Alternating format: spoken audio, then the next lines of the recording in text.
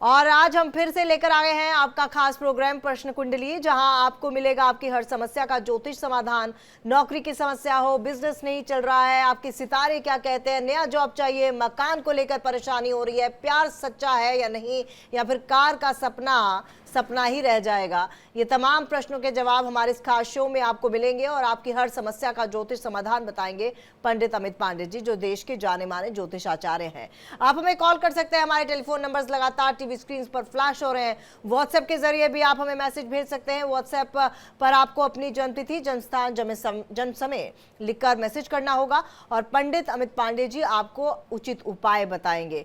और इसके अलावा हम आज का पंचांग भी जानेंगे कि आज का शुभ मंत्र क्या है और शुभ उपाय क्या है, जिससे आपका आने वाला समय सुख समृद्धि से भरा रहे। तो चलिए, आपको हर समस्या का सटीक समाधान बताने के लिए आज पंडित अमित पांडे जी हमारे साथ मौजूद हैं। तो सबसे पहले पंडित जी, शुरुआत आज के पंचांग से। देखिए, आज 22 जनवरी 2025 दिन बुधवार। वैसे आज का दिन अंग्रेजी कैलेंडर के अनुसार बहुत महत्वपूर्ण है सभी सनातन धर्मावलंबियों के लिए। आज हमारे प्राण भगवान श्री राम का रामलला मंदिर प्रतिष्ठा का दिवस है।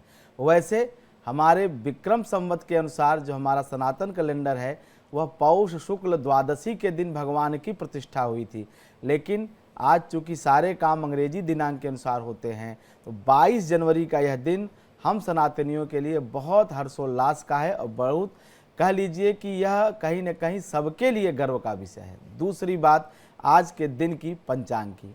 आज माघ का महीना चल रहा है, कृष्ण पक्ष है। आज तिथि रहने वाली है अष्टमी, दिन में 3:18 तक। स्वाति नक्षत्र भोग कर रहा है 2:34 मध्यरात्रि तक। उसके बाद योग की बात करें तो योग शूल योग है 4:38 अगली सुबह 23 जनवरी तक। करण कौलव है और आज अभिजीत मुहूर्त नहीं रहने वाला है, मतलब आज कोई ऐसा शुभ मुहूर्त दिखाई नहीं दे रहा। जैसे अभिजीत मुहूर्त अक्सर रोज होता है, लेकिन आज अभिजीत मुहूर्त का शुभ मुहूर्त का योग नहीं दिखाई दे रहा है। हाँ, व्यापारियों के लिए या चौघड़िया मुहूर्त की बात करें तो चौघड़िया मुहूर्त आज शुभ है और इसका समय आप नोट कर लें। सुबह 11:13 से लेकर के 12:33 दोपहर तक यह चौघड़िया का मुहूर्त रहने वाला है। राहु काल की बात करें तो आज का राहु काल 2:33 से 1:53 तक रहने वाला है दोपहर के समय। चंद्र राशि आज तुला की है, सूर्य राशि आज मकर की है। चूंकि आज बुधवार का दिन है, इसलिए आज उत्तर दिशा का दिशाशूल होगा, तो उत्तर दिशा की यात्रा करने से बचना चाहिए और राहु काल का त्याग करना चाहिए कोई नया काम शुरू करने से। बाकी सब कुछ ठीक है। वैसे भी आज हमारे प्रभु श्री राम का रामलला प्रतिष्ठा दिवस है, तो भगवान श्री राम को प्रसन्न करने के लिए उनके नाम से राम रक्षा स्तोत्र और राम मंत्र का नाम का जप आप जरूर करें। तो चलिए, आज का पंचांग हमने जान लिया। अब आपको बताते हैं कि आज का शुभ मंत्र क्या है। देखिए, आज का जो शुभ मंत्र मैंने निकाला है वह, चूंकि आज का दिन बुधवार है और बुधवार दिन होने की वजह से जो बुध ग्रह का मंत्र है वही आज का शुभ मंत्र है। बुध का मंत्र है ओम बुम बुधाय नमः। ओम बुम बुधाय नमः। इस मंत्र का यथाशक्ति 1 माला, 11 माला, 21 माला जप आज करना चाहिए। बुध के इस मंत्र के जप का प्रभाव ये होगा, सबसे पहले बुध का अर्थ है बुद्धि। बुद्धि के जो देवता हैं, जो इंटेलेक्चुअल के देवता हैं, वो बुध हैं। तो बुध अगर मजबूत होता है तो वाणी कौशल का विकास होता है, व्यक्ति में वाक्पटुता आती है, विद्या की वृद्धि होती है। तो ऐसे में इस मंत्र का जप करने से बच्चों के लिए, विद्यार्थियों के लिए बहुत खास हो जाता है और व्यापारियों के लिए बहुत खास है। ओम बुम बुधाय नमः, इस मंत्र का जप करें, इससे जरूर आपके व्यापार और बुद्धि में वृद्धि होगी। चलिए, तो शुभ मंत्र आपको बता दिया गया है। शुभ मंत्र से आप अपने कार्य क्षेत्र में या अपने जीवन में जिस भी तरह की वृद्धि चाहते हैं वो हो सकती है। और शुभ उपाय की बात करेंगे, लेकिन उससे पहले एक कॉलर ले लेते हैं। हमारे साथ आकाश जुड़ चुके हैं इस वक्त। आकाश, क्या सवाल है आपका? मेरी बेटी के बारे में पूछना है, अदिति नाम है जी। आकाश जी, अदिति जी की आप डिटेल्स बता दें। 18/9/2003 जी। 1:19 दिन का जी। और सवाल क्या है? थोड़ा भविष्य के बारे में पूछना है और सरकारी नौकरी लगेगी कि नहीं लगेगी, लगेगी तो किसमें तैयारी करनी चाहिए। और कहाँ की पैदाइश है अदिति जी की? जयपुर। जयपुर जयपुर की, ठीक है। देखिए, जो आपने अदिति का डिटेल मुझे बताया है वो 18 सितंबर 2003 दोपहर 1:19 का ये मैंने समय लिया है। और इसके अनुसार इनका अदिति जी का धनु लग्न की कुंडली है और जन्म राशि इनकी है वृषभ। राहु की दशा चल रही, चंद्रमा का अंतर है, तो वर्तमान इनका ठीक नहीं चल रहा है। राहु और चंद्रमा ये कॉम्बिनेशन ही ठीक नहीं होता है, चंद्रमा छठे है, तो कहीं न कहीं मानसिक रूप से अवसाद देने वाला, मानसिक रूप से पीड़ा देने वाला और बुद्धि में अस्थिरता देता है। व्यक्ति बहुत भ्रम में रहता है कि उसको क्या अच्छा है, क्या बुरा है, क्या करना चाहिए, क्या नहीं करना चाहिए। इसी पशुपेश में बच्चे गुजरते हैं, खास करके अगर वो टीनेजर है, यूथ है तो। और अभी ये स्थिति इनकी दिखाई दे रही है 1 वर्ष तक, पूरा 2025। तो ऐसे में एक तो पहले ये भगवान शिव की आराधना शुरू करें और नियमित रूप से सोमवार के दिन शिव मंदिर जाएं, जलाभिषेक करें भगवान शिव का।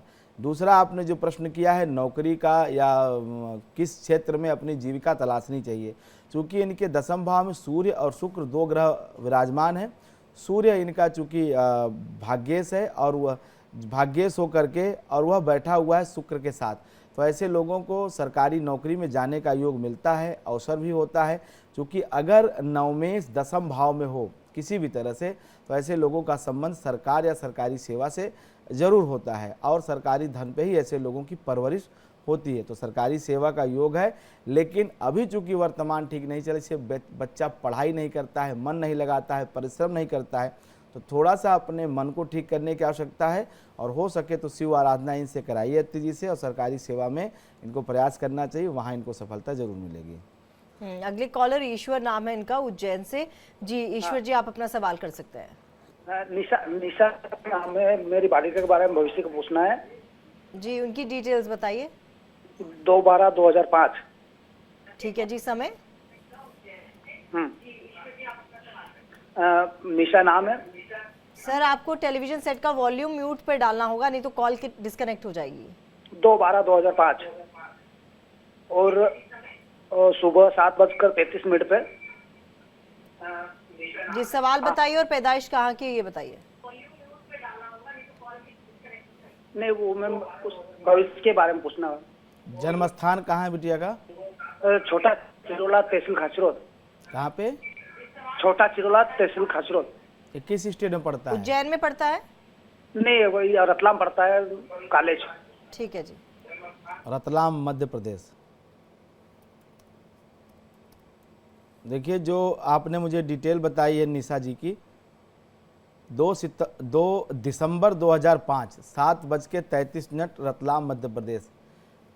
इनकी वृश्चिक लग्न की कुंडली है, वृश्चिक राशि है। ये क्या सवाल जानना चाहते थे इनके बारे में तमन्ना जी?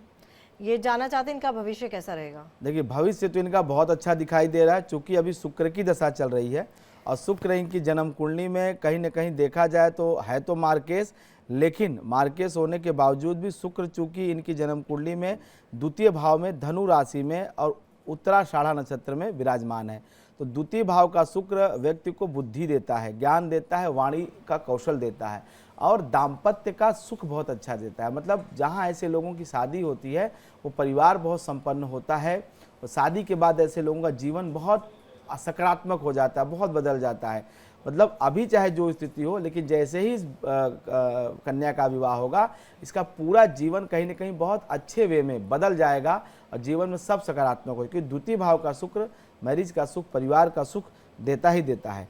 हाँ, इतना ज़रूर मैं इनको कहूँगा, कभी इनकी अच्छे दशा की शुरुआत हुई है और ये इनका अच्छा दशा जो है अभी 20 वर्ष से रहने वाला है। तो केवल थोड़े से अपने डिसिप्लिन को और अपनी बुद्धि को ठीक रखें, क्योंकि अमावस्या का जन्म है, चंद्रमा और सूर्य एक साथ चूँकि विराजमान है केंद्र में, तो ऐसे लोग बहुत ज़्यादा जो है लोगों पे अविश्वास रखते हैं, सबको शंका की दृष्टि से देखते हैं। तो ऐसे लोगों को चाहिए कि कुछ देर के लिए ध्यान किया करें, मेडिटेशन किया करें, योग किया करें और अपने काम को नियमित किया करें, आलस्य कतई न किया करें। 2 व्यक्तित्व में दोष होते हैं, एक आलस और दूसरा सब पे अविश्वास करना और बिना वजह अधिक क्रोध करना। तो ये 2 अगर बुराइयों पे, खास करके जो अविश्वास का दिक्कत है और आलस्य का, अगर उसको ये ठीक कर ले तो इसके जीवन में कोई भी संकट समस्या नहीं है। ये जैसे ही शुक्र की दशा अब शुरू हो गई है, ये 20 वर्ष इसका भविष्य बहुत अच्छा रहने वाला है। और अगली कॉलर जो है वो लखनऊ से है, नाम सुषमा है इनका। जी सुषमा जी, आप अपना सवाल कर सकती हैं।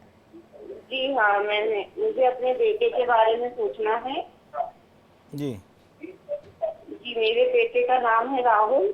जी जी। उसकी डेट ऑफ बर्थ है 17 अक्टूबर 88। ठीक है, समय? शाम के 7:04। 7:04। 4 बज के कि 7 बज के? 7। 7:04। जी, कहाँ पैदा हुआ बच्चा? जी, और लखनऊ से है। कहाँ पे? जी, लखनऊ जी लखनऊ का है। जी। सवाल क्या है? सवाल ये है कि मैम उसकी शादी नहीं हो रही है पंडित जी, और दूसरी बात ये है कि वहाँ जहाँ वो जॉब करता है वो स्विच करके दूसरी जगह हो गया है, वो करना चाहता है, वहाँ कैसा रहेगा उसकी जॉब आगे के लिए? देखिए, इनका मैं बता दूं कि अक्टूबर 2024 से इनका भाग्योदय हुआ है और ये भाग्योदय हर मायने में ठीक है। एक तो नौकरी बहुत अच्छी लग गई है, लगभग 1.5 गुना सैलरी की अधिक वाली नौकरी लग गई है इनकी। अच्छी बात है क्योंकि ये धन देने वाली दशा है। तो अब ये 18 वर्षों तक बहुत अच्छा अर्थ अर्जन करेंगे, बहुत अधिक धन कमाएंगे। तो आर्थिक दृष्टि से ये कुंडली में बहुत अच्छा टाइम आपके बेटे के राहुल की कुंडली में शुरू हुआ है, लेकिन विवाह में दिक्कत दिखाई दे रही है। ऐसे लोगों का दाम्पत्य जीवन खराब नहीं, बहुत खराब होता है। तो ऐसे में एक उपाय बता देता हूँ छोटा सा। रविवार के दिन आप अपने बच्चे के लिए सूर्य की वैदिक शांति कराएं। सूर्य का वैदिक मंत्र है ओमा कृष्णेन रजसा वर्तमानो निवेशयन्यमृतं हिरण्ययेन सविता रथेना देवो जाति भुवनानि पश्यन्। यह सूर्य का वैदिक मंत्र है। इस वैदिक मंत्र का 31,000, 30,000 और 1,000, 31,000 जप होना चाहिए और ठीक प्रकार से जप होना चाहिए, और एक बार नहीं, कम से कम 4 बार होना चाहिए, क्योंकि नीच का सूर्य इसके सप्तम भाव में बैठा है। मतलब अगर देखा जाए जिसके भी जन्म कुंडली में सूर्य ऐसे ही अगर सप्तम में बैठे या द्वितीय में बैठे, दाम्पत्य खराब होता है। लेकिन अगर कदाचित वो नीच राशि में तुला में बैठ जाए तो यह बहुत स्थिति खराब। हालांकि वह अपने परम नीचांशक में नहीं है, बाल्य अवस्था का है, 0.041 डिग्री का है मात्र, मतलब 41 कला का है, 1 डिग्री का भी पूरा नहीं है। इसलिए थोड़ी सी उम्मीद ये बनती है कि अगर सूर्य की शांति करा ली जाए तो विवाह इसका हो सकता है। लेकिन ऐसे अगर आप विवाह के लिए जाएंगे तो निश्चित रूप से विवाह कर भी देंगे तो वह इसके लिए सुखी जीवन का प्रतीक नहीं होगा। उसके लिए दाम्पत्य में हर्डल, समस्या और जीवन साथी तंग करने वाला, परेशान करने वाला, मनोवांछित जीवन साथी नहीं मिलता है। तो ऐसे में सूर्य की शांति कराएं और उसके बाद इसके विवाह की बात करें तो विवाह भी समय पे हो जाएगा और दाम्पत्य भी खुशहाल रहेगा, क्योंकि सूर्य और शुक्र दोनों इसकी कुंडली पीड़ित दिखाई देते हैं। इसलिए मैरिज लाइफ, प्रेम जीवन अफेक्टेड रहेगा ही रहेगा।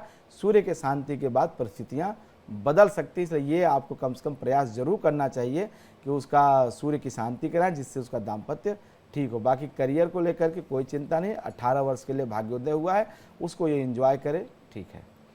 चलिए, आपको भी अपने सवाल का जवाब मिल गया होगा। अगले कॉलर बाड़मेर से हमारे साथ जुड़े हुए हैं, दिशन नाम है इनका। जी दिशन जी, आपका क्या सवाल है? मैं विशन बोल रहा हूँ, मेरी उम्र है 58, मतलब 58 साल हो रही लगता है। क्या नाम बताया आपने अपना? याद नहीं है। मेरे जीवन में बहुत परेशानी आ रही है, संकट आ रहा है, पैसे के लिए बहुत चिंता, पैसा आता है चला जाता है, कोई काम नहीं करना, आगे भविष्य में क्या होगा, तो उसके लिए क्या उपाय करें बताइए। क्या नाम बताया इन्होंने अपना? दिशन विशन दास। फिर से मैं समझ गया, विशन रोड़ी डॉक्टर 58 नहीं, क्या इन्होंने नाम बताया? दिशन दिशन नहीं, विशन बता रहे हैं, विषभ राशि बोल रहे हैं ना? जी जी जी, ठीक है समझ। हाँ, कहाँ से बोल रहे हैं आप सर? कहाँ बताया? राजस्थान से। राजस्थान से, जी।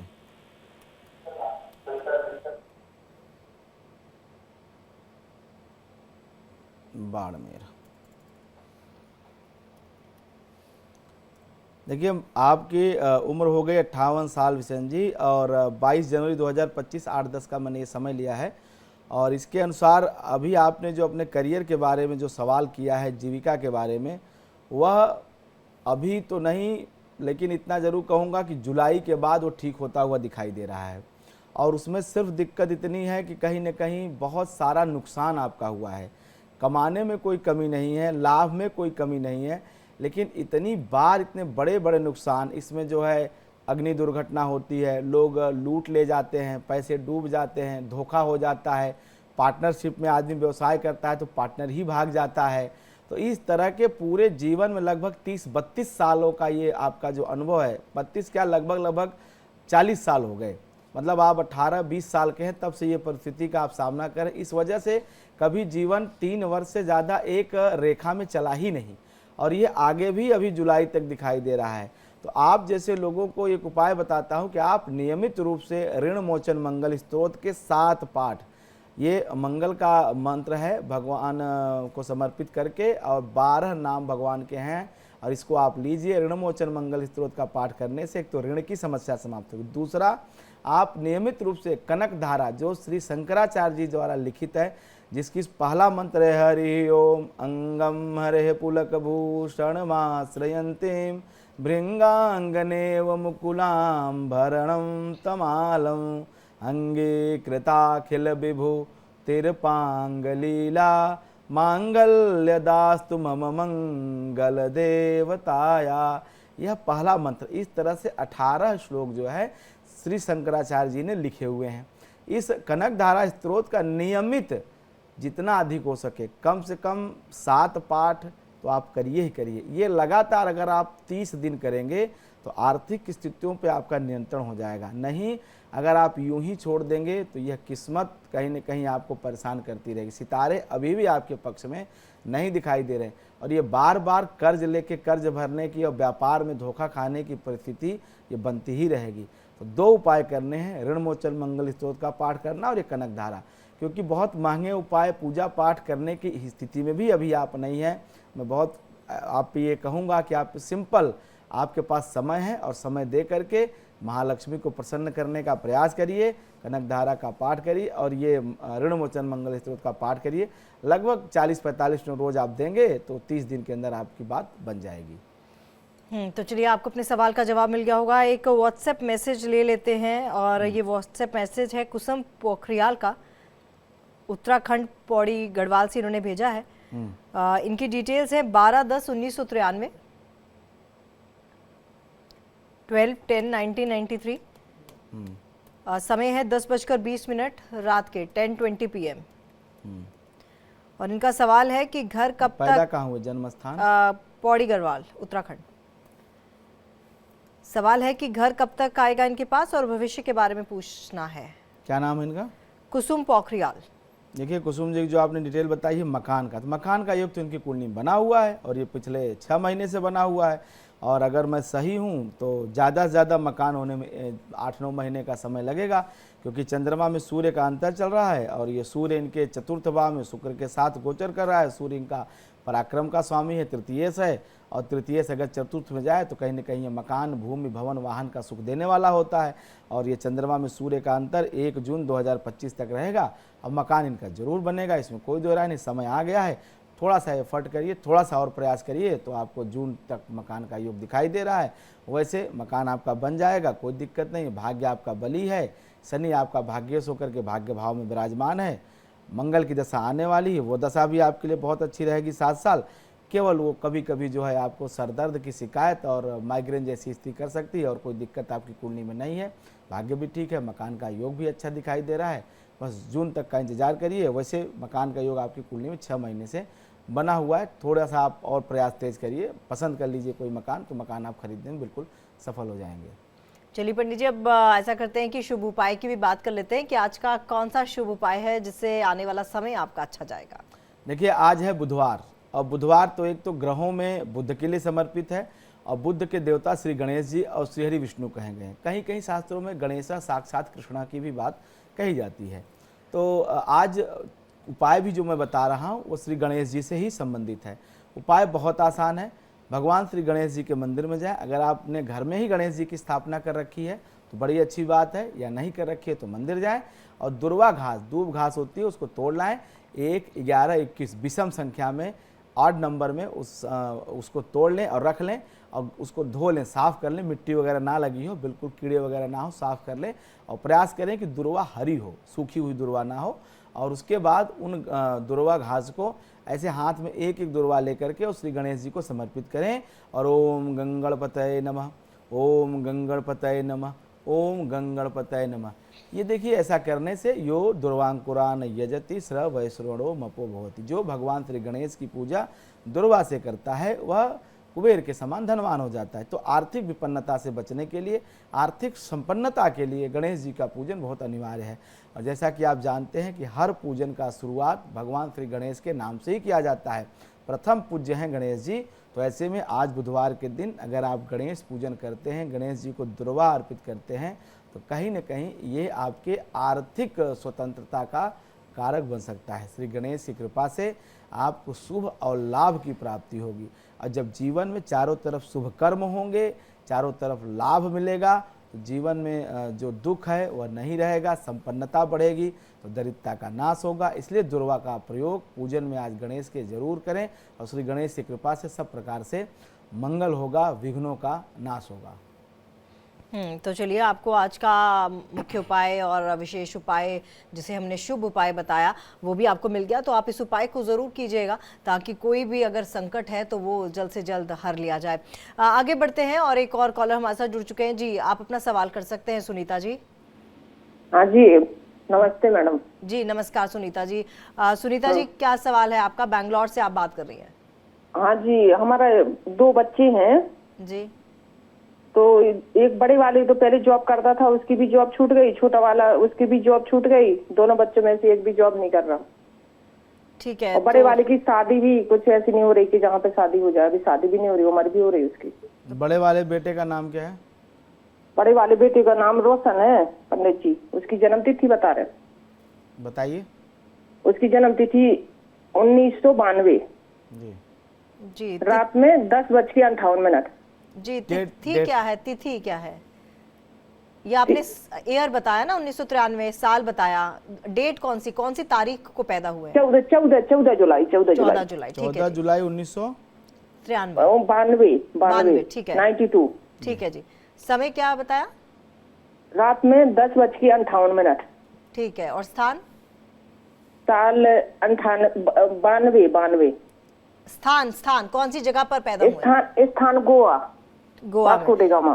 ठीक है मैम, ऐसा करते हैं पहले बड़े बेटे का पूछ लेते हैं, फिर उसके बाद पंडित जी जैसा जी कहेंगे। जी। देखिए, आपने जो अपने बड़े बेटे की डिटेल बताई 14 जुलाई 1992 मंगलवार और रात में 10:58। देखिए, ये राहु की दशा इस बच्चे की चल रही है। तो अभी ये जो दशा शुरू हुई है ये ठीक नहीं है। और ठीक इस वजह से नहीं है कि राहु की दशा, इसका नीच का राहु और दशम भाव में विराजमान है। तो कहीं न कहीं जहाँ भी ये काम कर रहे थे पहले, अभी वर्तमान में वहाँ ऐसी परिस्थितियाँ बनी कि वहाँ पे काम की मतलब कमी है। वो जैसे कह रहे हैं कि ओवर स्टाफ था, मतलब इनके लिए काम की ही वहाँ आवश्यकता नहीं थी। तो ऐसा नहीं है कि इनको ऐसे ही निकाल दिया गया, इनकी कोई गलती थी। वो कंपनी, वो संस्थान जहाँ ये नौकरी कर रहे थे, एक्सेस वर्क फोर्स था। जैसे छटनी होती है तो उस छटनी के ये शिकार हुए, वहाँ से हटा दिया गया। आगे भी अभी परिस्थिति इनकी अच्छी नहीं दिखाई दे रही जहाँ इनको अच्छी जॉब मिल सके, अच्छा करियर हो सके। दूसरा प्रश्न जो विवाह के लिए आपने इनके बारे में पूछा है, तो विवाह का योग इनकी कुंडली में अच्छा है। जीवन साथी इनका जरूर अच्छा मिलेगा, इसमें कोई दो राय नहीं है। लेकिन अभी उसमें लगभग 1.5 वर्ष से अधिक का विलंब दिखाई देता है।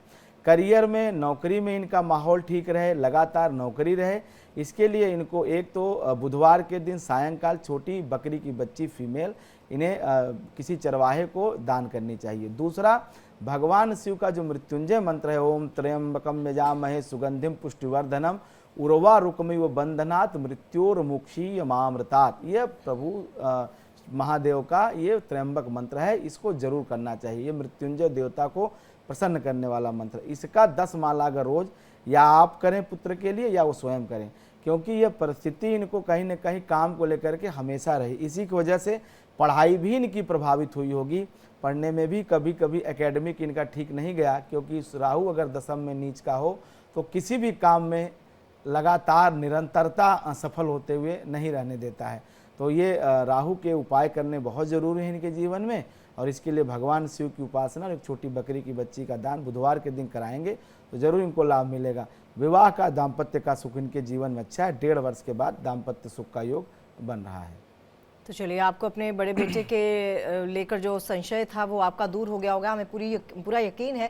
पंडित जी, क्योंकि कल भी हम इस बारे में बात कर रहे थे कि लोगों की जो 2-3 परेशानियां हैं वो यही है, एक सेहत को लेकर, एक पैसे को लेकर और एक दाम्पत्य जीवन, यहाँ पर ये कहें कि पारिवारिक कलह अगर घर पर है या किसी भी तरह की कोई भी मुश्किल है तो उससे पार कैसे पाया जा सके।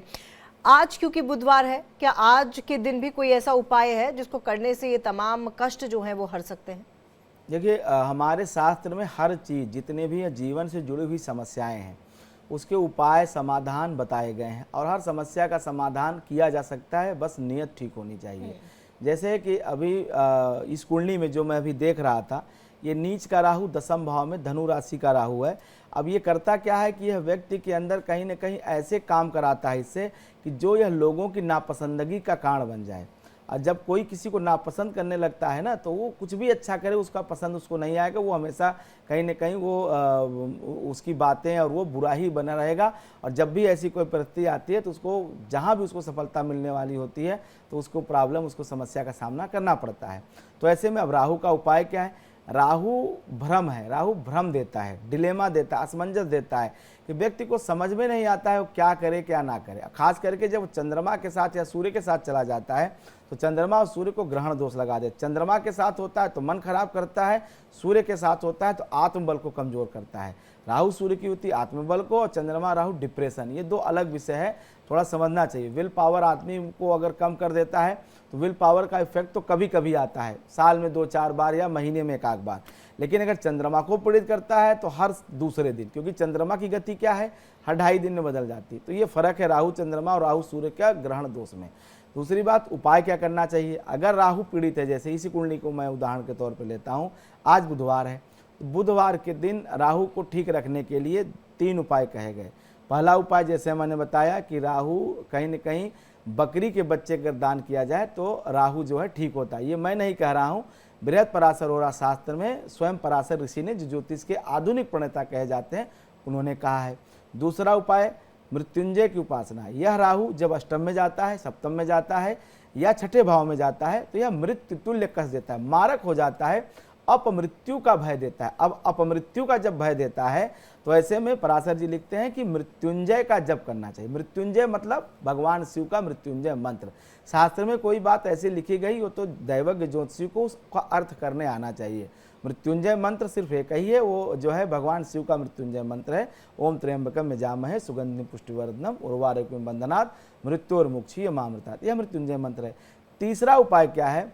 तीसरा उपाय है, राहु के जो अधिपति कहे गए हैं, वो देव जो कहे गए हैं, वो माता सरस्वती हैं। क्योंकि राहु भ्रम देता है और भ्रम को काटने का, व्यक्ति के माया को काटने का अगर कोई तरीका है तो वह ज्ञान है। और ज्ञान की अधिष्ठात्री देवी कौन है? माता सरस्वती है। इसलिए राहु को अगर ठीक रखना है तो माता सरस्वती की उपासना, माता सरस्वती की पूजा, और हमेशा ऐसे लोगों को कुछ न कुछ पढ़ते रहना चाहिए। स्वाध्याय परमो तपः। अगर राहु की दशा चल रही है और राहु का पूर्ण फल अगर आप चाहते हैं, शुभ मिले, तो हमेशा कुछ न कुछ पढ़ते रहिए, हमेशा कुछ न कुछ ज्ञानार्जन करते रहिए। अगर ज्ञान के क्षेत्र में लगे रहेंगे, क्योंकि माता सरस्वती की पूजा सिर्फ उनको धूप दीप माला पहनाने से नहीं होती है। उनका जो काम है, उनके आदेश को, उनके आप उपदेश को मानिए। उनके हाथ में क्या है? वीणा है, वीणा पुस्तक धारणी। एक हाथ में वीणा, पुस्तक और माला, ये तीनों चीज अगर आप क्रम से देखेंगे तो ये ज्ञान के ही प्रतीक हैं। वीणा संगीत, पुस्तक साहित्य और माला जप। जप से मन में अनुशासन आता है, साहित्य से बुद्धि में अनुशासन आता है और वीणा से मन और बुद्धि और पूरा शरीर एकाग्र होता है। तो ये कहीं ना कहीं ज्ञान और बुद्धि की जो अधिष्ठात्री देवी माँ शारदा हैं, उनकी उपासना करने के लिए आपको हमेशा कुछ न कुछ, अगर राहु की दशा चल रही है तो पढ़ते रहना चाहिए।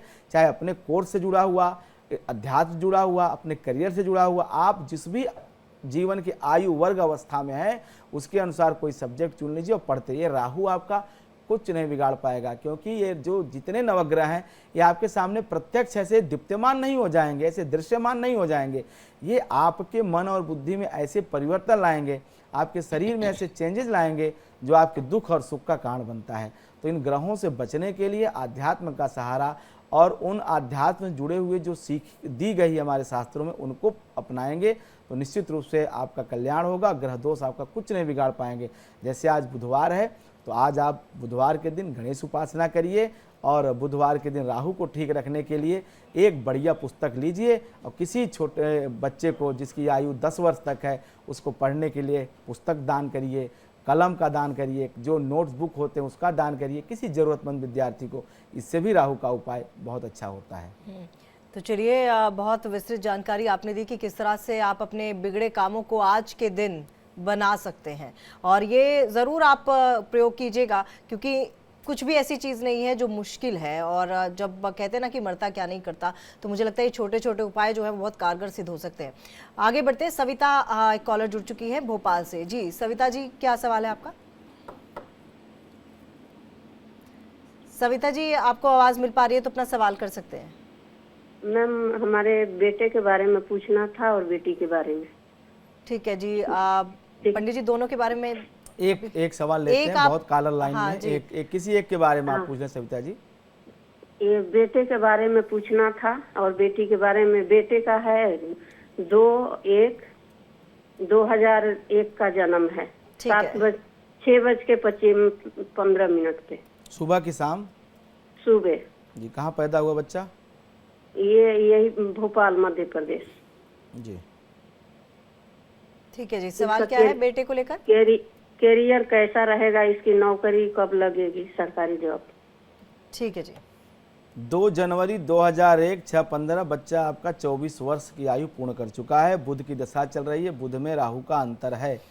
बुध और राहु का ये जो कॉम्बिनेशन इस बेटे के कुंडली में दिखाई दे रहा है ये अच्छा है। राहु इसका उच्च का होकर के सप्तम भाव में बैठा हुआ है। जब किसी भी जातक या जातिका कुंडली में राहु जब उच्च का होता है तो कहीं ना कहीं ये सकारात्मक फल देने वाला होता है। उच्च का राहु अगर सप्तम भाव में गोचर करे तो ऐसे लोग बहुत स्वतंत्र बुद्धि के होते हैं, बहुत चालाक होते हैं, बुद्धि बहुत अच्छी होती है और विवाह का सुख भी जल्दी मिलता है और जीवन साथी बड़ा अच्छा और प्रेम रखने वाला होता है। राहु उच्च का हो या स्वगृही हो तो ऐसे में ऐसे बच्चों को प्रवास मतलब विदेश यात्रा का भी योग बनता है।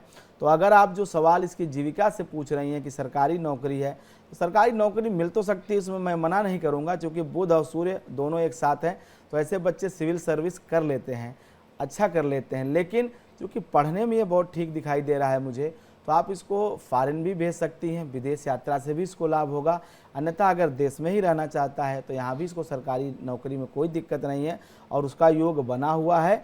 और 2026 मार्च के बाद जो भी ये सरकारी सेवा के लिए एग्ज़ाम देगा उसमें सफल हो जाएगा और इसके जीवन में ऐसा कुछ बुरा होता हुआ दिखाई नहीं दे रहा है। सब प्रकार के से इस बच्चे की कुंडली अच्छी है।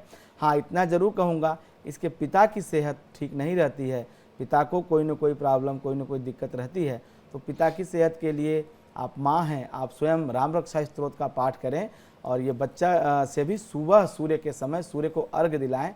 सूर्यार्घ देने से पिता की सेहत और इसकी थोड़ी सी विल पावर की स्थिति और मजबूत होगी। वैसे सब प्रकार से इसकी कुंडली ठीक है, कोई दोष इत्यादि नहीं है। चलिए आगे बढ़ते हैं और कॉलर्स लगातार हमारे साथ जुड़ रहे हैं। जी, आप अपना सवाल कर सकते हैं।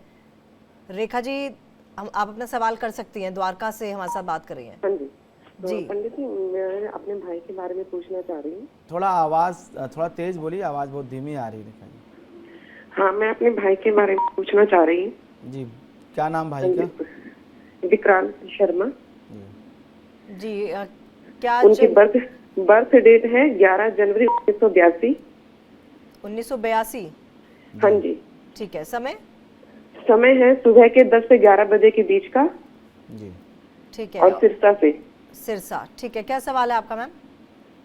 मैम, इसको गुस्सा बहुत आता है एक तो, और ये आगे माँ की सेवा करेगा कि नहीं, भविष्य इसका कैसा रहेगा, और उपाय बता दीजिए। जी जी, 11 जनवरी 1982 10:30 बजे मैंने लिया। चूँकि आपने 10 से 11 बताया तो मैंने मिड का समय लिया। वैसे बता दूं रेखा जी कि 10 से 11 के बीच में लगन परिवर्तन तो नहीं हो रहा है, लेकिन दशाओं में जरूर फर्क आएगा। 4-6 महीने जो मैं दशा बताऊंगा हो सकता है 4 महीने आगे या 4 महीने पीछे हो, क्योंकि 10 से 11 के बीच 10.5 महीने लिया है। आपने क्या सवाल पहला पूछा इनके बारे में? गुस्सा बहुत आता है और माँ की सेवा करेंगे। देखिए, गुस्सा आने का कारण यह है कि अष्टम भाव में शनि मंगल है, तो कहीं ना कहीं पारिवारिक जिम्मेदारियों से ऐसे व्यक्ति बहुत जल्दी ऊब जाते हैं, थक जाते हैं और बार बार अगर कोई काम इनको करना पड़े, बार बार किसी जिम्मेदारी में अगर ऐसे लोग आते हैं तो वो जिम्मेदारियां इनके क्रोध के कारण हैं। अगर इन्हें जिम्मेदारियों से मुक्त कर लिया जाए तो इनमें कोई क्रोध नहीं है, कोई दिक्कत नहीं है। जो इनके क्रोध का मूल कारण है वो सिर्फ ये है कि आर्डर में नहीं रहना चाहते हैं। इनको स्वतंत्र छोड़ दीजिए, इनको कोई गुस्सा नहीं आएगा। गुस्से का स्वभाव नहीं है, सिर्फ स्वभाव क्रोध का इसलिए है क्योंकि इन पे जिम्मेदारियां हैं और डेली एक नियम से काम करना है। मतलब ऐसे लोग इतने फ्री होना चाहते हैं, अगर ये सोएं तो 3 दिन सोते रहें, आप इन्हें मत उठाइए तो दिक्कत नहीं, लेकिन अगर आपने इन्हें जगा दिया तो ये कहीं ना कहीं क्रोध करेंगे और जो सामने जगाने वाला होगा वो इनके क्रोध का भाजन बनेगा। सिंपल सी इनके लोगों, ऐसे लोगों का व्यक्तित्व का ये दोष है। दूसरा, जो माँ का आपने प्रश्न पूछा है, तो ये माँ की सेवा करें या ना करें वो तो दिगर बात है, लेकिन इनकी माँ ही इनको नहीं छोड़ने वाली है। इनकी माँ ही इनको बहुत पकड़ के रखे हुई है और इतना पकड़ के रखी हुई है कि वो अंतिम सांस तक, मतलब जैसे कह रहे हैं कि लास्ट स्टेज तक इनकी माँ ही इनको नहीं छोड़ेगी और माँ इनके साथ ही रहेगी। ये भले माँ की सेवा करें या ना करें, लेकिन माँ इनको नहीं मुक्त करेगी। तो यही स्थिति बनती है ऐसे लोग। अब ये तो मैं नहीं कहूँगा कि माँ की सेवा नहीं करेंगे, लेकिन माँ का इनका जो प्रेम है, जो संबंध है, जो संयोग है, वो मरते दम तक नहीं छूटने वाला है। मैं तो यही कहूँगा कि माँ बेटे को इनके हाल पे आप छोड़ दीजिए, जो संभव हो सके अपनी तरफ से आप मदद किया करिए। और इस कुंडली में कोई दिक्कत नहीं, दशा बहुत अच्छी चल रही है, शुक्र की दशा है। कभी कभी थोड़ा सा इनके पास अर्थ नहीं होता है, धन नहीं होता है, इससे वजह से थोड़ा परेशान हो जाते हैं। तो अगर थोड़ी सी आर्थिक स्थिति की मजबूत की जाए तो वो ठीक रहेगा। रही बात उपाय की, तो उपाय बहुत सरल है इनके लिए। इनको आप कह दीजिए ओम श्रीं श्रीय नमः, इस मंत्र को नोट कर लीजिए। ओम श्रीं श्रीय नमः, यह महालक्ष्मी का मंत्र है। इस मंत्र को ये नियमित जप किया करें तो इससे इनके आर्थिक स्थिति मजबूत होगी। अगर आर्थिक स्थिति इनकी मजबूत रहेगी तो वैसे भी इनकी सारी दशा ठीक रहेगी, कोई गुस्सा, कोई समस्या इनके जीवन में नहीं आएगी। चलिए आगे बढ़ते हैं और अगले कॉलर दीपक हैं महाराष्ट्र से। जी दीपक जी, आप अपना सवाल कर सकते हैं। माफ कीजिएगा, दिलीप नाम है इनका। दिलीप जी, क्या सवाल है आपका? हेलो, नमस्कार मैडम। जी नमस्कार।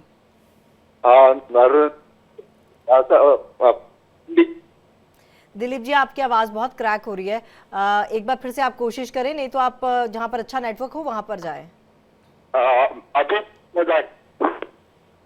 दिलीप जी, आपकी आवाज़ आ नहीं पा रही है, आपके पास दोबारा लौटेंगे, आप कोशिश कीजिए नेटवर्क वाली जगह पे जाएं। पंडित जी, जैसे कि आपने बताया कि जो कॉल आया था कि माँ जो है वो बेटे को नहीं छोड़ने वाली, मुझे लगता है कि कोई भी माँ अपने बच्चे को तो नहीं छोड़ती है आखिरी दम तक, लेकिन ऐसे में क्या ग्रह नक्षत्रों का बहुत बड़ा खेल होता है, क्योंकि माँ के लिए तो असंभव है, किसी भी हाल में हो बच्चे को नहीं छोड़ेगी। नहीं, ऐसा नहीं है, क्योंकि मैं ये नहीं कहूँगा कि आपका अनुभव छोटा है, लेकिन हम तो रोज ऐसे लोगों को मिलते हैं। हर तरह के लोग संसार में, संसार समुद्र है ना, इसमें हालांकि ये बात सही है 99% आपकी कि कुपुत्रो जायते क्वचिदप कुमाता न भवति। कुपुत्र होते हैं लेकिन कुमाता नहीं सुनी जाती। लेकिन फिर भी समाज है, जब एक माता के एक से अधिक संतान होती हैं तो उसमें कहीं ना कहीं भेद हो जाता है, या बच्चों में आपस में ही हो जाता है। लोग कहते हैं कि ये माँ उस बच्चे को, इस भाई बहन को ज़्यादा प्रेम करती है, मुझे कम करती है। बेसिकली होता ये है कि जो माताएं होती हैं वो जो बच्चा कमज़ोर होता है उसके साथ अधिक रहना चाहती हैं, उसकी तरफ उनकी पैरवी अधिक होती है। ये सामान्य सा मानव स्वभाव है और ये माँ का भी ऐसा ही स्वभाव होता है। अब रही बात जन्म कुंडली में, तो बिल्कुल इस जन्म कुंडली मैंने इसलिए ऐसा कहा, इसका चतुर्थेश और चंद्रमा ये दोनों बलवान हैं, और जब दोनों बलवान हैं तो ऐसे लोगों की माता का सुख, माँ जो है बहुत प्रेम करने वाली है, बहुत जैसे कहते हैं ना लगाव रखने वाली होती है, तो माँ कभी ऐसे बच्चों को छोड़ती नहीं। इस आधार पे मैंने इस कुंडली में कहा। ऐसा जरूरी नहीं कि हर कुंडली में ऐसे ही योग हों, कभी कभी नहीं भी होते, माताओं का संग नहीं मिलता है, बचपन से ही माता से लोग दूर रहते हैं, पहले बोर्डिंग क्लास चले जाते हैं, बाद में काम करने हायर एजुकेशन के लिए, उसके बाद नौकरी करने के लिए, तो माँ का सानिध्य बहुत लोगों को सिर्फ 7-8 वर्ष आयु तक ही प्राप्त होता है। लेकिन इस कुंडली में माँ का सायुज्य बहुत मिलेगा। दूसरी बात मैंने ऐसा क्यों कहा, क्योंकि इस कुंडली में इस बच्चे का जो मातृकारक है वो चंद्रमा है। और एक बात आप जानिए तमन्ना जी कि मातृकारक एक तो जैमिनी कारक, चर कारक भी चंद्रमा है, और दूसरा अस्थाई कारक भी। अगर हमारे जीवन में देखा जाए तो जितने भी मनुष्य हैं सबका जो मातृकारक है वो चंद्रमा ही होता है। सूर्य पिता कारक है और चंद्रमा मातृकारक है। तो चर कारक, अवस्थाई कारक, स्थिर कारक अगर दोनों एक हो जाए तो वो सुख जरूर मिलेगा, भले वो बंधन के रूप में ही हो, ये भले उससे दूर भागे लेकिन वो उसको पकड़ के ही रखेगा, वो रिश्ता, वो संबंध। ये चाहे चंद्रमा के संबंध में हो, चाहे सूर्य पिता के संबंध में हो, चाहे शुक्र स्त्री के संबंध में, हर रिश्ते में जो ग्रह अगर स्थायी कारक, चर कारक एक हो जाते हैं तो उस कारकत से प्राप्त होने वाला रिश्ता संबंध वो पूरे जीवन उसके साथ रहता है। ऐसे लोगों की माताएं दीर्घायु होती हैं, 80, 90, 95 वर्ष तक जीवित रहती हैं। तो ये कहीं ना कहीं ये प्लस भी है और निगेटिव भी है। अगर दोनों में सामंजस्य है, प्रेम है, तो यही आयु वरदान हो जाता है। जब थोड़ा सा सेवा भाव में कमी आ जाती है, प्रेम में कमी आ जाती है और एक तरफा जब प्रेम होता है तो ये जो दीर्घायुष्य का जो योग है ये कहीं ना कहीं दुख का कारण भी बन जाता है, क्योंकि एक समय के बाद हमारे शरीर के अंग काम करना बंद कर देते हैं, हमें हर चीज़ के लिए दूसरों पे निर्भर रहना पड़ता है। तो ऐसे में चाहे माता हो या पिता हो, उनको शारीरिक पीड़ा उठानी पड़ती है, मानसिक पीड़ा उठानी। अब मोह इतना है बच्चे से, इतना ज़्यादा माया से बंधे हुए हैं कि ना उसको छोड़ सकते हैं ना इस शरीर को छोड़ सकते हैं। तो इसीलिए कहा जाता है कि 75 वर्ष आयु के बाद संन्यास आश्रम की बात कही जाती है। संन्यास आश्रम का मतलब ही होता है कि आपके जितने भी शरीर के रिश्ते हैं उन शरीर के रिश्तों पर थोड़ा सा विराम लगाइए और अपने आध्यात्मिक चेतना को उन्नत करने का प्रयास करिए।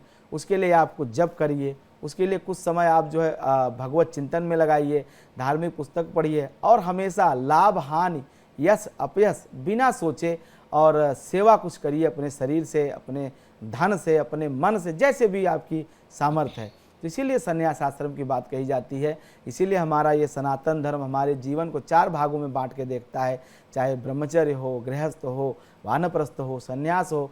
ये सारी वैज्ञानिक व्यवस्थाएं हैं और मानव को पीड़ा से मुक्त रखने के लिए ही बनाई गई हैं। अगर आप इसे देखें, अगर उसको लोग फॉलो करें तो हमारी 99% समस्याएं खुद ब खुद रिजॉल्व हो जाएं। हमें मोह होगा ही नहीं तो कष्ट होगा ही नहीं। तो इसलिए 75 वर्ष की आयु के बाद लोगों को आध्यात्मिक चेतना की तरफ, आध्यात्मिक उन्नति की तरफ विचार करना चाहिए और उस साधना पथ पे आगे बढ़ना चाहिए। जी चलिए, बहुत अच्छे तरीके से आपने समझा दिया। व्हाट्सएप मैसेजेस ले लेते हैं। नितिन सिंह इनका नाम है, 6 दिसंबर 1984 का जन्म है, 6 दिसंबर 1984। समय है 8:05 सुबह के, 8:05 AM, पिथौरागढ़ उत्तराखंड। सवाल है इनका कि जॉब कर रहे हैं लेकिन बिजनेस करना चाहते हैं, कौन सी फील्ड में करें। बहुत ज़्यादा सोचने के बाद भी कुछ डिसाइड नहीं कर पा रहे हैं, जो करना चाहते हैं कर नहीं पा रहे हैं, घर में और आर्थिक स्थिति कुछ ठीक नहीं हो पाता, कुछ उपाय बताएं। 6 दिसंबर 1984, 8:05 सुबह का, पिथौरागढ़। जी देखिए, इनकी राहु की दिशा चल रही, राहु में शुक्र है और ये धन कारक है। अब पता नहीं क्यों इनको ऐसा महसूस हो रहा है कि मैं अच्छा नहीं कर पा रहा हूँ, पैसे आ रहे हैं। क्यों दिक्कत है? दिक्कत सिर्फ इतना मुझे दिखाई दे रहा है चूंकि इनका सूर्य केतु के साथ है। सूर्य केतु के साथ ये ग्रहण दोष बनाता है। जैसे कुछ देर पहले अभी कुंडली में मैं राहु और चंद्रमा की बात कर रहा था, अब यहाँ पे उसी के से मिलता जुलता यह योग है, सूर्य और केतु की युति। राहु और शुक्र में ये जो अंतर आया हुआ है, ये कहीं ना कहीं व्यक्ति की बहुत ज़्यादा इच्छाओं को बढ़ा देता है, मनोकामनाओं को, कहीं ना कहीं सुख भोगने की चाह बहुत बढ़ा देता है। मतलब उसको करोड़ों रुपए भी कम दिखाई देने लगते हैं। और शुक्र मंगल के साथ बैठा हुआ है द्वितीय भाव में। ऐसे लोगों में अनंत कामनाएं हो जाती हैं और उन कामनाओं को पूरा करने का सामर्थ्य तो एक दिन में आता नहीं, पीढ़ियां लग जाती हैं, तब जाके संपत्ति बनती है। तो ऐसे में आपको सिर्फ इतना मैं कहूँगा कि अगर आप संपत्तिशाली बनना चाहते हैं तो 2 उपाय करें। एक तो सूर्योदय के समय उठ करके सूर्य को अर्घ देना शुरू करें, क्योंकि सूर्य केतु के साथ है, कहीं न कहीं विल पावर कम करता है, हमेशा अपने ऊपर अविश्वास करता है और व्यक्ति कुछ कर नहीं पाता है। दूसरा, आप नियमित रूप से एक श्रीयंत्र घर में स्थापित कर लें और उस श्रीयंत्र का पूजन किया करें। 1 वर्ष लगातार आप श्रीयंत्र का अगर पूजन घर में करेंगे तो निश्चित रूप से आपकी आर्थिक स्थिति बहुत मजबूत है। वैसे आपकी ये कुंडली सामान्य रूप से देखी जाए तो ऑलरेडी आर्थिक रूप से बहुत मजबूत है। आपकी कुंडली में धन योग है, काफ़ी धन योग है। मतलब आज के युग के हिसाब से देखा जाए तो आप मध्यम वर्गीय नहीं, हायर मिडिल क्लास के व्यक्ति हैं। आपकी आमदनी बहुत अच्छी है, लेकिन आपकी इच्छाएँ इतनी अनंत हो गई हैं कि अब उस पर पूरा कर पाना तो एक जीवन के लिए कम दिखाई देता है। लेकिन फिर भी आप प्रयास करिए, चूँकि आपकी मनोकामना बहुत बड़ी है, तो आप श्री यंत्र का पूजन घर में करिए, खूब मेहनत करिए और श्री सूक्त से श्री यंत्र का पूजन करिए, तो आमदनी बढ़ेगी और ठीक रहेगा जीवन आपका। चलिए, एक बार फिर से दिलीप जी हमारे साथ जुड़े हैं महाराष्ट्र से। जी दिलीप जी, सवाल कीजिए अपना।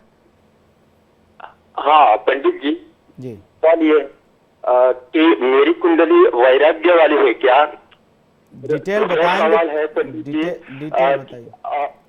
मेरी कुंडली में शुभ योग अशुभ योग कौन से है और तीसरा सवाल है पंडित जी की मेरे भाग्य में वाहन योग है। दिलीप जी आपके तमाम सवालों के जवाब देंगे, लेकिन आप सबसे पहले बताइए कि आपकी जन्म तिथि क्या है। मेरी जन्म तिथि है 21 नवंबर 1980। नहीं क्या 21 क्या है? नवंबर। हेलो 21 नवंबर। 21 नवंबर जी। 1980। ईयर क्या है? नवंबर। ईयर साल कौन सा है? साल 85। 85। अच्छा, और समय क्या है? दोपहर के 1 बजे। कहाँ पैदा और हुए? 7:30 कहाँ की पैदाइश है सर आपकी? मुंबई। कहाँ पे? मुंबई। मुंबई। मुंबई। मुंबई जी। आवाज आ रही दिलीप जी? कहाँ जन्म स्थान है आपका? मुंबई है, श्योर है। मुंबई। ठीक है। इन्होंने पूछा है कि वैराग्य है कि नहीं। 21 नवंबर 1985 1 बजे दोपहर का जन्म है और ये वैराग्य के बारे में पूछना चाह रहे हैं। तो इनकी जन्म कुंडली देख करके सिर्फ इतना मैं कहूँगा कि अभी बुध की दशा इनकी चल रही, शनि का अंतर है, तो बार बार इनके मन में आध्यात्मिक चेतना की बात तो आती है, इसमें कोई दो राय नहीं है। लेकिन चूंकि शुक्र इनका तुला का है, इसलिए ये कभी पूर्ण रूप से वैराग्य धारण नहीं कर सकते, वैराग्य का चोला नहीं पहन सकते। ये आध्यात्मिक हो सकते हैं, आध्यात्मिक चेतना इनके अंदर हो सकती है और ये बहुत अच्छे मतलब जैसे कहते हैं कि जप करना, भक्ति करना, भक्ति मार्ग के उपासक हो सकते हैं, लेकिन वैराग्य का चोला पहनना, वैराग्य जीवन में धारण करना ये मुश्किल है। हालांकि 23 जनवरी 2026 के बाद एक ऐसा समय जरूर आएगा कि ये कुछ देर के लिए संन्यस्त जीवन जी सकते हैं, 2.5-3 साल के लिए घर से बाहर जा कर के कहीं किसी ऐसे आश्रम में, मठ में, मंदिर में ये निवास प्रवास जरूर करेंगे 2.5-3 साल के लिए, लेकिन वह जीवन स्थायी हो ऐसा मुझे नहीं लगता। क्योंकि शुक्र अगर किसी का ठीक है, तुला राशि का है, वृषभ राशि का है या मीन राशि का है, तो कामनाओं को समाप्त ही नहीं होने देता है।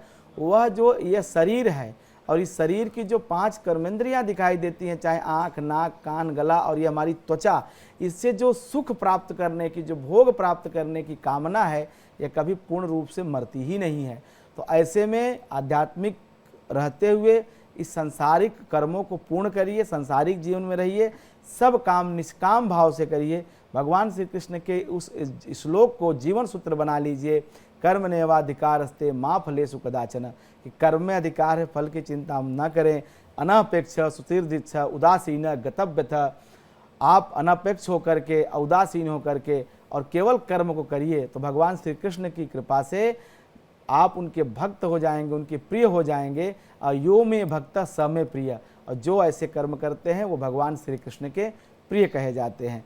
तो संसारिक जीवन में ही रहिए। हालांकि 2.5-3 साल आप मैं कितना समझा लूँ फिर भी आप संन्यस्त जीवन में जाएंगे, लेकिन एक बार जाने के बाद फिर वापस आने का क्या मतलब है। इसलिए इसी संसार में रहते हुए पूर्ण आध्यात्मिक जीवन का पालन करिए, ईश्वर आराधना करिए और इस संसार के जो रिश्ते हैं उनका भी सम्मान करिए, उनके साथ भी जो न्यायोचित व्यवहार है, जो संसार के लिए उचित है, उस व्यवहार का भी आप पालन करिए। चलिए अगले कॉलर की तरफ बढ़ते हैं। देहरादून से है अनीता जी। जी अनीता जी सवाल कर सकती हैं आप अपना। अनीता जी आपको मेरी आवाज मिल पा रही है तो अपना सवाल कर सकती हैं। हाँ जी, मेरे को ना अपने बेटे की कुंडली मिलानी है। कुंडली मिलान का आप पंडित जी से पूछ लेते हैं, कुंडली मिला सकते हैं क्या? मिला सकते हैं, लेकिन इसके लिए थोड़ा समय ज़्यादा लगता है, तो मैं कहूँगा आप सवाल कोई पूछ ले। कुंडली मिलान के लिए थोड़ा सा दिक्कत होगा मुझे। नहीं, मैं जन्म तिथि बता देती हूँ, पर जरा देख लीजिए। जी बताइए, बताइए जन्म तिथि बताइए। मेरे बेटे की है 24/7। नाम क्या है बेटे का? अभिषेक जी। 24/7 जी। 24/7 आगे बताइए। 24/7 क्या साल है? 1989। 8 और 9। समय दिन के 12:30। जी। कहाँ पैदा हुए? गाजियाबाद। ठीक है, लड़की का भी बता दीजिए। लड़की का 11/6 जी साल 19 है। ईयर बताइए। 11/6/1998 9 और 8 अच्छा, सुबह 5:30 बजे। कहाँ बर्थ प्लेस बताइए लड़की का। देहरादून।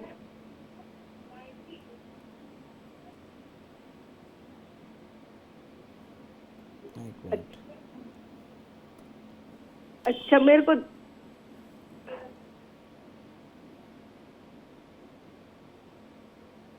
मैं सिर्फ कुंडली का आपको गुण बता देता हूँ। जी, क्या कह रही हैं? लड़की अल्पायु तो नहीं है और ये मूलों में पैदा हुई है, तो ये हमारे पे भारी तो नहीं है? बस ये पूछना है और कुंडली बना दो बस।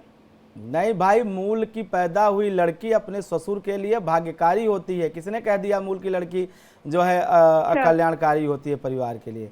अच्छा। शंभु होरा प्रकाश में लिखा हुआ है कि अगर कोई कन्या मूल में पैदा हो, मूल नक्षत्र की बात कर रहा हूँ, मूल संज्ञा का श्लेषा, ये लड़की मूल में पैदा हुई, मूल के दूसरे चरण में, तो ऐसी कन्या जिस घर में जाती है उसका ससुर बहुत धन कमाता है उसके विवाह के पश्चात, ससुराल के लिए आर्थिक रूप से उन्नति कारक होती है। इसकी बात तो मैं गारंटी लेता हूँ, मैं भी यही हूँ, आप इसकी तो कोई चिंता नहीं है। लेकिन कुंडली की बात अगर कर ली जाए तो अभिषेक और जो आपने लड़की की डिटेल बताई है, इसके आधार पे दोनों के जन्म नक्षत्र रेवती और मूल हैं और 25 गुण मिलते हैं, तो विवाह की अनुमति तो है। 25 गुण पे विवाह किया जा सकता है, इसमें कोई दो राय नहीं है। और इस प्रकार से कोई अगर आपको समझा दे तो देखिए, हिंदुस्तान में कोई कुछ भी कहे, सबसे बड़ा आधार हमारे ज्योतिष शास्त्र की पुस्तकें हैं, खास करके वैदिक पुस्तक।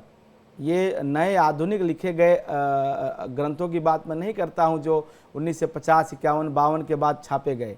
जो पुराने हमारे 18 ज्योतिष के प्रणेता हैं, चाहे ब्रह्मा हैं, चाहे नारद हैं, चाहे गर्ग हैं, चाहे पराशर जी हैं, इनके लिखे गए जो ग्रंथ हैं, इनके अगर प्रमाण की कोई बात करे तो उसी बात को प्रमाणित मानना चाहिए, उसी बात पे विश्वास करना चाहिए। ज्योतिष ऐसी विद्या है कि अगर भाग्य बदल भी सकता है तो भाग्य को नष्ट भी कर सकता है गलत प्रयोग से। मूल की लड़की सब प्रकार से कल्याणकारी होती है ससुराल पक्ष के लोगों के लिए। हाँ, इतना जरूर है कि मूल में पैदा हुई है तो इसकी सेहत तो ठीक नहीं रहेगी, ये तो अपने आप जानी। और ये सिर्फ लड़के के लिए नहीं, लड़का लड़की कोई है, मूल में पैदा हुए बच्चे कुछ दिनों तक सरवाइव करने में थोड़ी उनको मुश्किल होती है शारीरिक रूप से 12 वर्ष तक। ये कल के शो भी मैंने बताया था, आज फिर कहता हूँ। लेकिन 25 गुण बनते हैं तो विवाह किया जा सकता है। वैसे इस लड़की की कुंडली में शुक्र शनि के साथ है, शुक्र शनि की युति द्वादश भाव में हो रही है, तो कहीं ना कहीं मैं तो ये कहूँगा कि इसका तो ठीक है, कुंडली कोई दिक्कत नहीं है, लेकिन आप विवाह कर सकती हैं, मांगलिक दोष भी नहीं है, तो मुझे नहीं लगता कि ऐसे में कोई दिक्कत होनी चाहिए आपको, और विवाह की तरफ आपको आगे बढ़ना चाहिए। मंगल सूर्य के साथ केंद्र में मंगल है इसके। और अभिषेक की कुंडली अगर देख ली जाए तो जी हाँ, अभिषेक की कुंडली में मंगल जो है बैठा हुआ है 10वें भाव में सूर्य के साथ, दोनों की कुंडली में सूर्य के साथ मंगल विराजमान है, तो विवाह किया जा सकता है, कोई दिक्कत नहीं है, कोई दोष नहीं है। चलिए आगे बढ़ते हैं। अमरकांत हमारे साथ जुड़े हैं गुरुग्राम से काफी देर से। जी अमरकांत जी, क्या सवाल है आपका? हाँ जी गुरु जी, ये सवाल है, मैं अपने लड़के के बारे में पूछना चाहता हूँ। जी, अपने बेटे का नाम बता दीजिए, डिटेल्स बता दीजिए। शनि कुमार, शनि तिवारी। ठीक है, और क्या जन्म तिथि है? जन्म तिथि 2023 मई। हाँ, 1:05 पर। 23 मई गंगानगर राजस्थान। 23 मई सन 2000। हाँ, 23 मई सन 2000, 1:05 पर, गंगानगर राजस्थान। 1:05 दोपहर का या फिर सुबह का? दोपहर। ठीक है, सवाल क्या है? इसके भविष्य के बारे में क्या है, क्या सरकारी नौकरी लगेगी नहीं लगेगी, तैयारी तो कर रहा है, इसके बारे में पूछना था।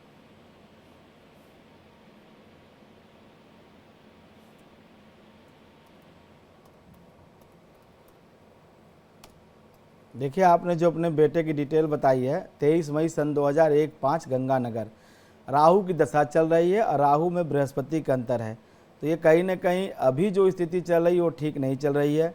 और चूंकि इसका शनि नीच राशि का भाग्य भाव में बैठा हुआ है, तो ऐसे बच्चों का भाग्य कहीं ना कहीं सहायक नहीं होता है। तो एक बात मैं बता दूं कि आप इसको निजी क्षेत्र में कहें ज़्यादा सही है। वैसे अगर ये इंतज़ार कर सकता है 4-1 साल, जब तक राहु में बुध की अंतरसा नहीं आएगी तब तक इसको नौकरी सरकारी मिलती हुई दिखाई नहीं दे रही है। राहु में बुध का अंतर ये आपको प्राप्त होगा, मैं आपको समय बता देता हूँ एग्जैक्ट जो है, हाँ 11 अप्रैल 2028 में। तो 11 अप्रैल 2028 तक अगर आप सब्र कर सकते हैं, धैर्य रख सकते हैं, तब आप ये मानिए कि इसकी सरकारी सेवा का योग है। अभी जो स्थिति बन रही है तो उसमें योग दिखाई नहीं दे रहा है। अभी 4 साल इसको और इंतज़ार करना होगा। 4 वर्ष तक अगर आप प्रतीक्षा कर सकते हैं, तैयारी करते रहें, लगे रहें, धैर्य ना खोएं, तो सरकारी सेवा लग सकती है। अगले कॉलर है दिनेश अजमेर से। जी दिनेश जी, अपना सवाल कर सकते हैं आप। हाँ जी पंडित जी नमस्कार। नमस्कार साहब, मेरा जन्म है 10 जनवरी 1978। 10 जनवरी 1978। 78 जी। समय 78। समय बताइए। तब समय है 6:45 बजे के आसपास। 6:45 मतलब 6:45। हाँ, सुबह के। सुबह के। ठीक है, स्थान बताइए।